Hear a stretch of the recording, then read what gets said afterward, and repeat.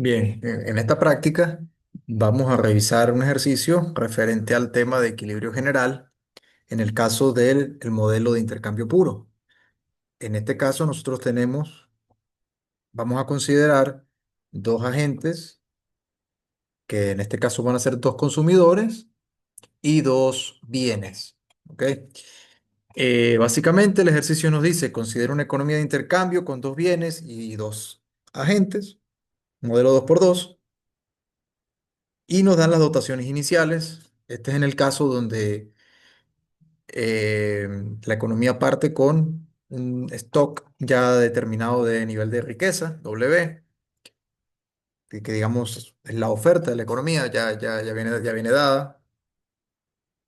Eh, de manera de que W1 es la dotación inicial del individuo A y W2 es la dotación inicial del individuo A, pero del bien 2. ¿Ok?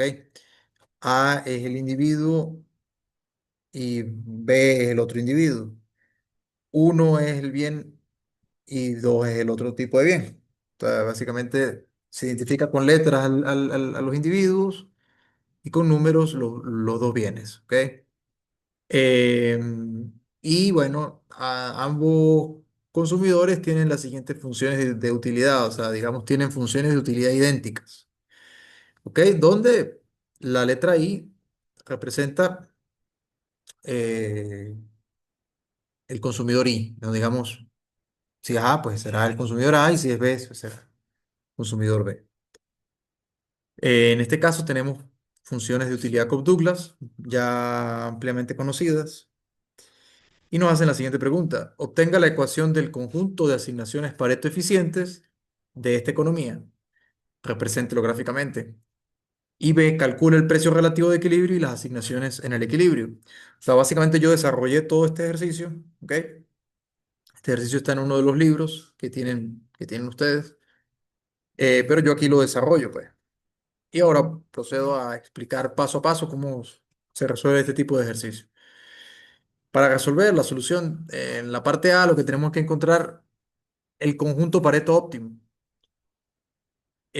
Para ello, las cantidades totales de bienes disponibles en esta economía sin producción son W1 global, que sería la cantidad total que hay en esa economía del bien uno, sería lo que tiene A más lo que tiene B, sería 100 más 100, 200. Y lo mismo para el caso del bien 2, sería lo que tiene de 2 el individuo A y lo que tiene del bien 2 el individuo B, sería 400 en total. Las asignaciones eficientes en el caso de preferencias regulares, como es el caso, pues tenemos Cobb-Douglas, se alcanzan en los puntos de tangencia entre las curvas de indiferencia de los dos consumidores.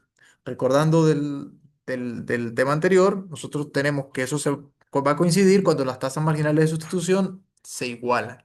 En este caso, se van a igualar la tasa marginal de sustitución de el individuo A con la tasa marginal de sustitución del individuo B. En consecuencia, la caracterización matemática del conjunto de Pareto viene dada por la siguiente expresión, lo que acabo de decir.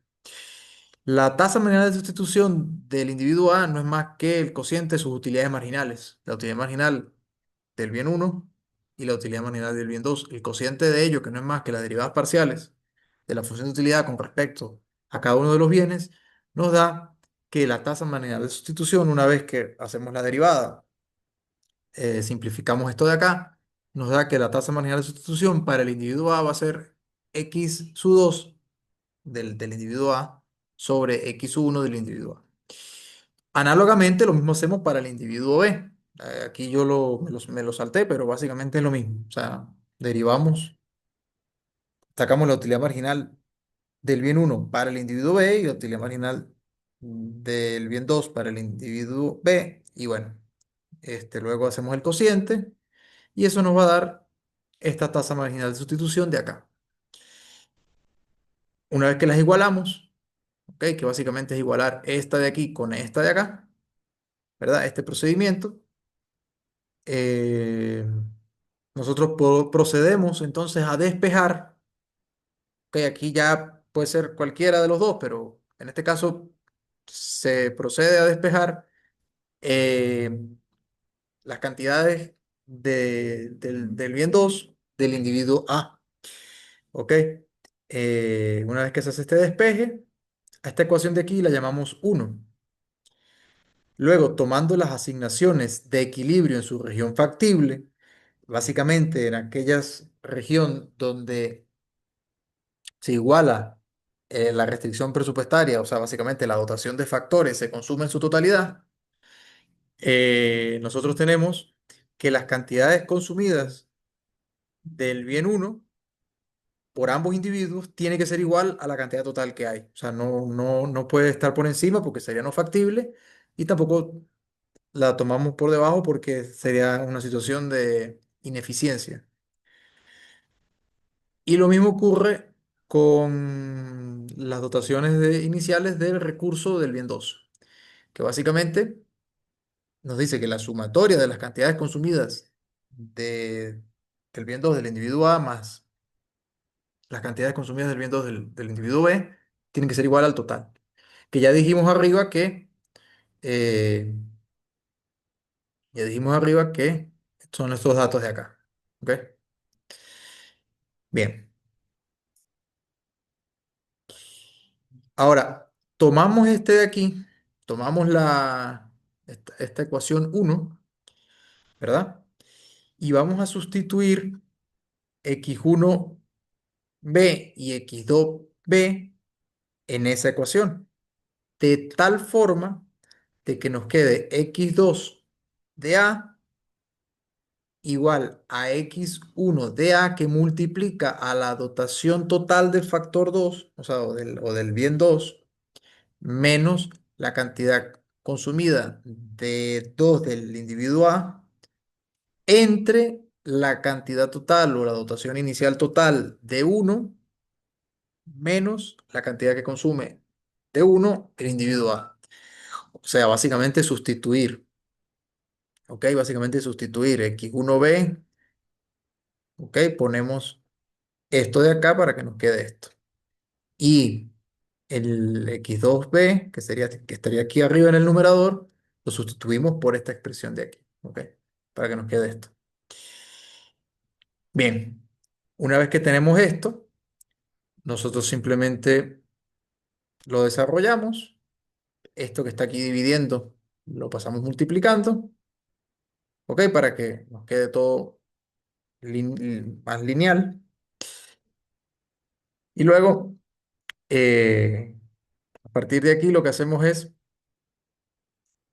comenzar a simplificar porque queremos encontrar una expresión o despejar básicamente x2 de A, o sea, la cantidad consumida del bien 2 del individuo A.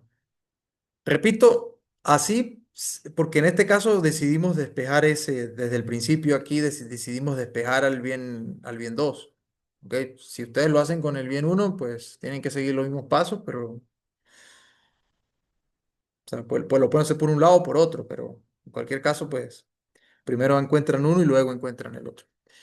En este caso, básicamente seguimos desarrollando, o sea, operando esto para despejar el bien A, el bien 2, perdón, el bien 2 que consume el individuo A. Una vez que esto lo desarrollamos, ¿ok? Hacemos las simplificaciones de rigor, todo esto es un álgebra, no me voy a detener mucho en eso.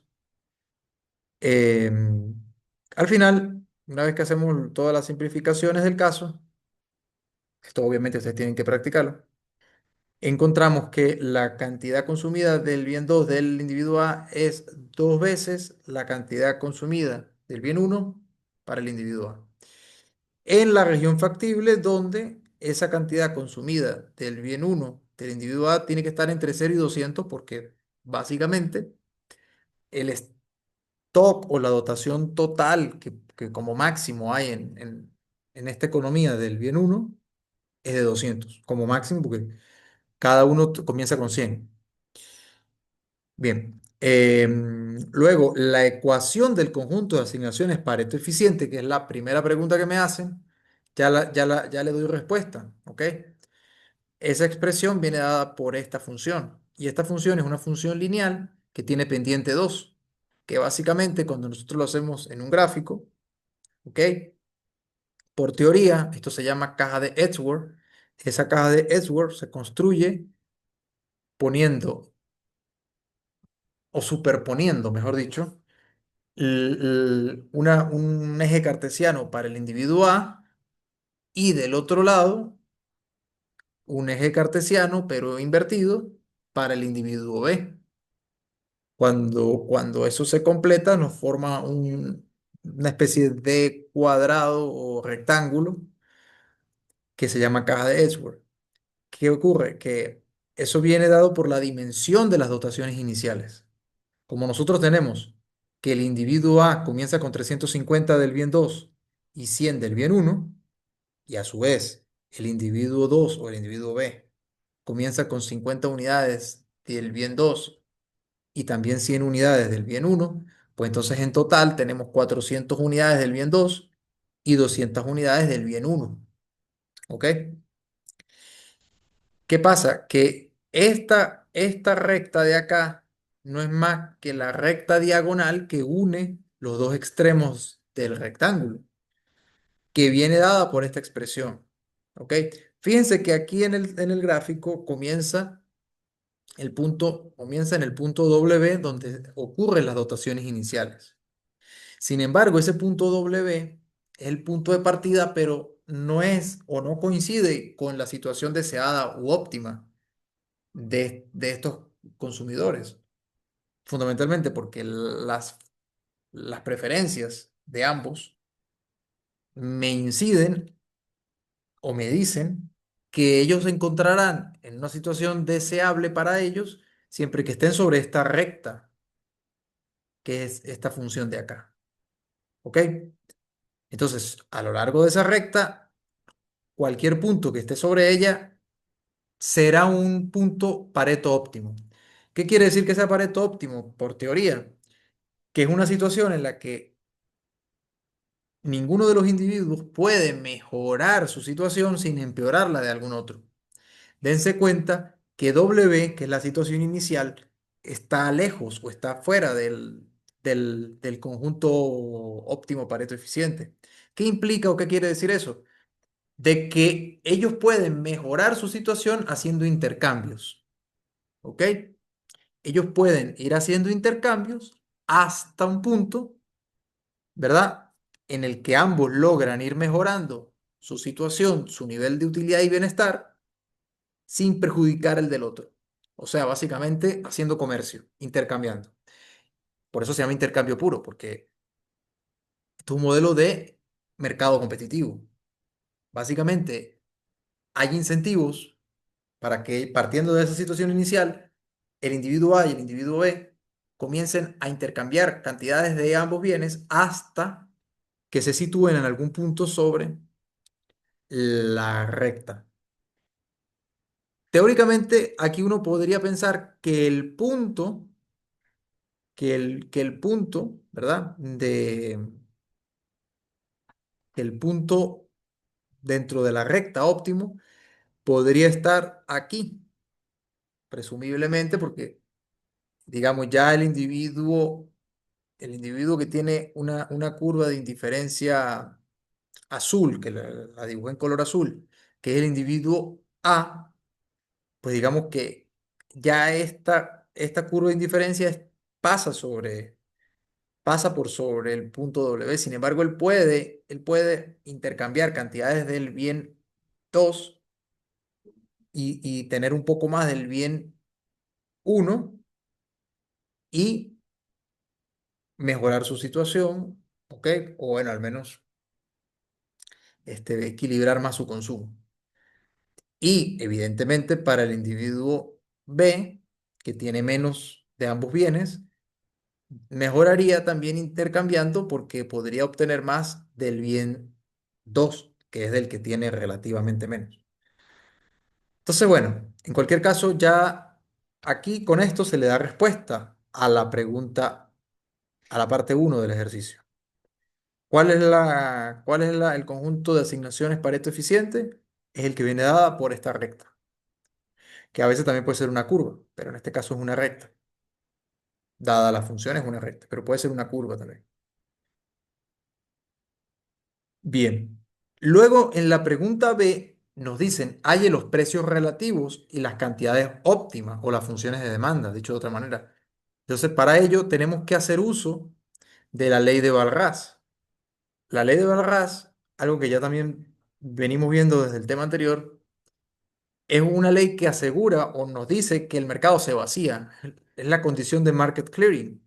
La condición de market clearing, que es el vaciado del mercado, es donde básicamente la sumatoria de las demandas por su vector de precios menos la sumatoria de las ofertas por su vector de precios debe ser igual a cero. O dicho de otra manera, los excesos de demanda deben igualarse a los excesos de oferta.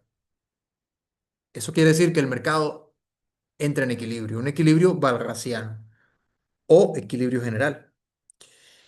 De esa ley, que básicamente es la ley de equilibrio del mercado, se deducen dos implicaciones, dos corolarios. El primero es que si en un sistema de n mercados hay equilibrio, en n-1 mercados, el enésimo mercado estará en equilibrio. O sea, básicamente, el equilibrio de los demás mercados implica que el mercado restante también esté en equilibrio. Y el segundo corolario o la segunda implicación es que si en un sistema de mercados hay un exceso de demanda positivo en algún sector, entonces debe haber un exceso de demanda negativo en algún otro sector, al menos uno. ¿Por qué? Porque básicamente todo exceso de demanda implica que hay que o debe compensarse con un exceso de oferta que lo soporte. ¿Ok? Y siendo así, entonces tenemos que usar esta condición para poder encontrar básicamente una solución de mercado. En nuestro caso, trabajamos con el exceso de demanda agregada del bien 2, porque bueno, comenzamos despejando el bien 2, el cual debe ser nulo en una situación de equilibrio valrasiano. ¿Ok? Dicho de otra manera, aquí estamos escribiendo para el bien 2 lo que hemos expuesto aquí. De manera tal de que eh, la demanda global Z del bien 2 tiene que ser igual al exceso de demanda del bien 2 por el individuo A más el exceso de demanda del bien 2 por el individuo B. En suma, ella tiene que ser cero.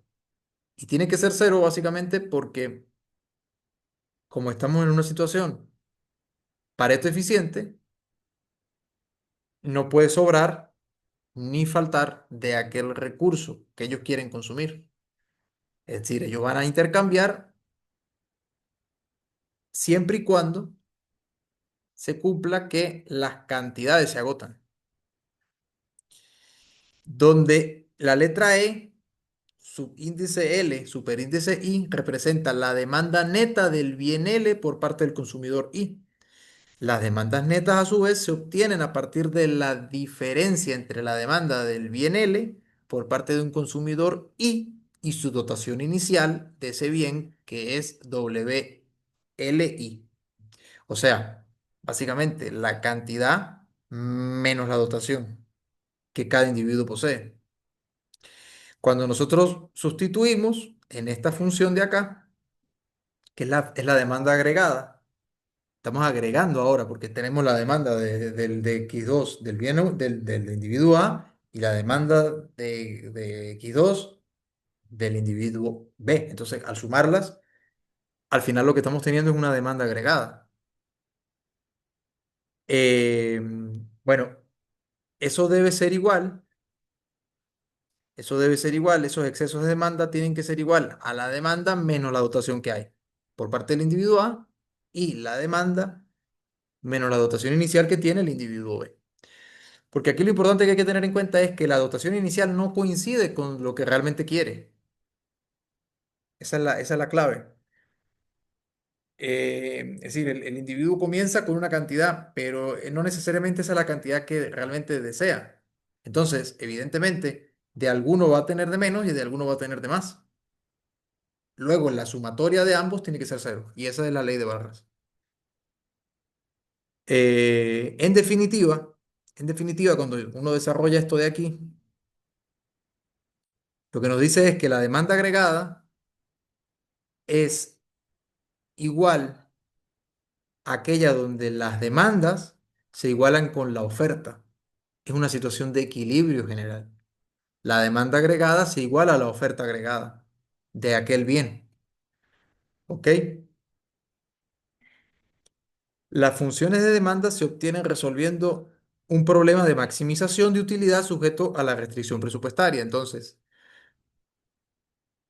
como estamos en presencia de una función de utilidad Cobb-Douglas que tiene o son preferencias regulares, que respeta y sigue la con cuasi concavidad y una función bien comportada, nosotros aseguramos, teóricamente, y eso ya lo vimos anteriormente en el tema anterior, aseguramos que la condición de equilibrio sea la tangencia de las pendientes de las curvas de indiferencia, que básicamente es la tasa marginal de sustitución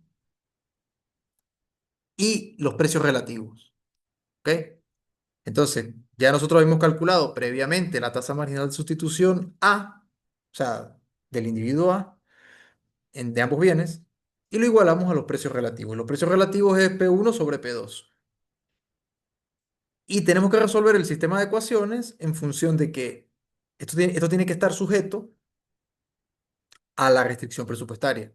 Pero aquí la restricción presupuestaria va a ser una en la que eh, el precio del bien uno multiplicado por la cantidad del bien uno que consume el individuo A más el precio del bien 2 por la cantidad del bien 2 que consume el individuo A va a ser igual, va a ser igual a la cantidad disponible multiplicado por su precio a la cantidad disponible del bien uno y del bien 2.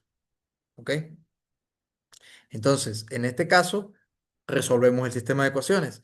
Dado que la mercancía uno se toma como numerario, porque eso lo dice el ejercicio, lo plantea el ejercicio, se toma como numerario, eso implica que el precio del bien uno sea uno, porque el bien numerario es uno que se toma como básicamente intercambio o bien de intercambio universal o bien de cambio universal. Eso vendría siendo en nuestro lenguaje moderno, digamos, el dinero. Sería el bien numerario, el bien que sirve para hacer intercambios. Entonces, el precio del bien numerario es uno.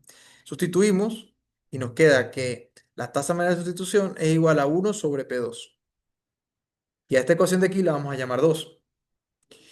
Luego, lo que hacemos es sustituir en la restricción presupuestaria. Y donde aparece P1, simplemente pues es uno por X1 del consumidor A, más P2 por X2 del consumidor A. Y esto se iguala a la cantidad que tiene el individuo A del bien uno, que es 100, nos lo dice el enunciado. Y el precio del bien uno que ya sabemos que es uno, entonces lo sustituimos aquí, 100, más P2 por la cantidad inicial que tiene el individuo A del bien 2, que es 350. Y a esa ecuación la vamos a llamar 3. Luego, resolviendo en X2, o sea, lo que hacemos es despejar X2. Cuando lo despejamos, nosotros tenemos que X2 va a ser igual a X1 sobre P2. Y esa es bueno, la llamamos ecuación 4. Luego, ¿qué es lo que hacemos? Sustituir X2A en la ecuación 3. ¿Ok? O sea, básicamente vamos a agarrar este X2 y lo vamos a sustituir aquí. Una vez que hacemos eso, desarrollamos todo este álgebra sencillo, encontramos la función de demanda del individuo A del bien uno, que es esta de aquí. Sustituyendo esa función en la ecuación 4 que la tenemos acá, pues simplemente nos va a dar o vamos a encontrar la ecuación de demanda del bien 2 para el individuo A, que sería esta de acá. De forma análoga, hacemos lo mismo para el individuo B. Yo aquí me ahorré los pasos, pero bueno, ustedes lo deben hacer. Pero básicamente es lo mismo, ¿ok? Se sigue el mismo procedimiento. En lugar de poner esto para el individuo A, entonces será la tasa marginal de sustitución del individuo B, que ya igual también la encontramos anteriormente, y la restricción presupuestaria del individuo B, que básicamente va a ser lo mismo, pero todo pues para el individuo B. Y obviamente aquí cambian las cantidades, ¿verdad? Las que tiene el individuo B, que son 100 del bien uno, pero 50 del bien 2. Bien.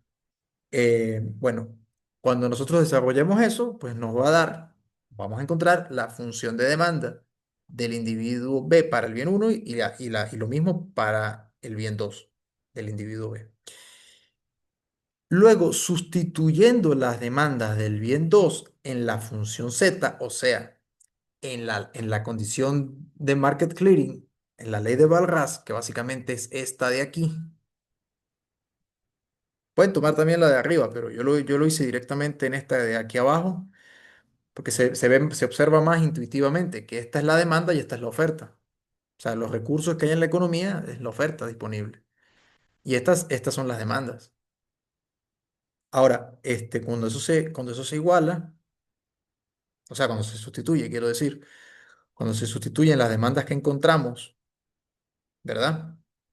Para el bien 2 entonces, en la función Z, entonces encontramos el precio relativo del bien 2.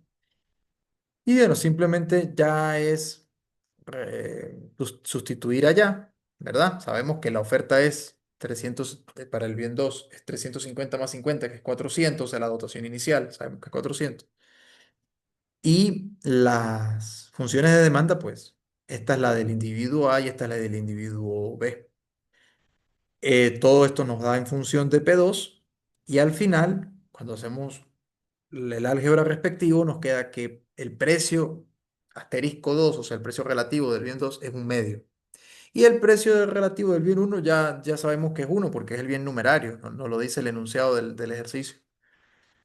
¿Eso qué quiere decir? De que básicamente el bien 2 eh, vale la mitad que el bien uno, ¿ok? Eh, digamos, habrá que dar a cambio del bien uno, habrá que dar eh, media unidad del bien 2 o habrá que dar 2 unidades del bien uno para obtener una del bien 2.